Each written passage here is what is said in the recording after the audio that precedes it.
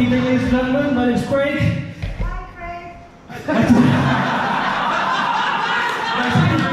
Nice to see all the hardcore stuff around. I really appreciate you all staying out. It's been a long day. A little bit about me. I've never done anything like this before. I'm very nervous, as you can probably imagine. I'm the type of person who will start lots of projects and never complete any of them. In fact, my wife's always telling me that I never finish anything that I start. So the other day I decided to prove her wrong. Say the other day, I mean 9 months ago, I decided to prove her wrong. And now we've got a baby together. Cheers for finishing.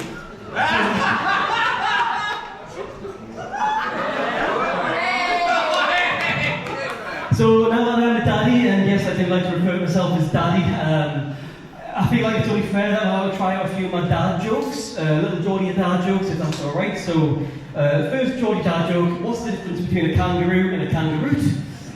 One's a marsupial and the other is a Geordie dad, coming to the realisation that his bestie has a long fucking behind him. Why do Geordie dads love coconut wrapped in chocolate? Because they're fucking bounty, and that's the only thing that they're going to be eating once the wife and kids have had their way with the celebrations. Last Geordie dad joke. My mate said to me the other day, I'm Craig, I'm going to go for a pasty. I said, before you try a pasty, get yourself a pasty cost. He said, what the fuck's a pasty cost? I said, £1.95 from Grace. Here's £2, go get me one as well. But just a little bit about me, I do like to consider myself a very well-rounded individual. Most people would just say I was bald. Any other baldies in the building tonight? Give me a cheer. Hey, probably a slightly short way out. I know there's loads of other places that you could have been tonight, like spray painting England flags on roundabouts, shouting at hotels, but you decided to spend the evening with me, and I really appreciate that. Thank you very much. Who thinks balls are sexy? Give us a cheer. Well, that's way more than I expected. I thought it was just going to be my mum and my wife, but different person, relax guys. But you know, I found out recently that it's actually considered to be sexual harassment in the workplace if you call somebody a bald cunt. Can you imagine that? Sorry ma'am. If you call somebody a bald cunt. Yeah, and as someone who's never been on the receiving end of sexual harassment, this could well be my one opportunity. I mean, I've always wanted to be objectified. Now is my time, guys. Apparently, referring to a man as bald in the workplace is the equivalent of talking about the size of a woman's breasts.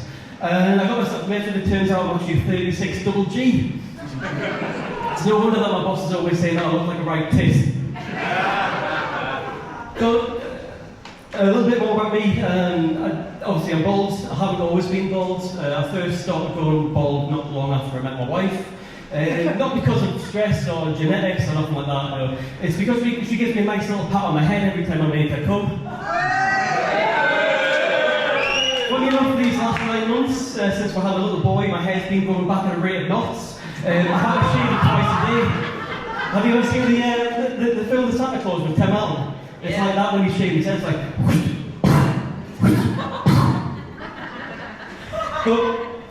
But any guys out there who are losing their hair, don't worry. Try not to consider it as going bald. Just think of it as getting more head.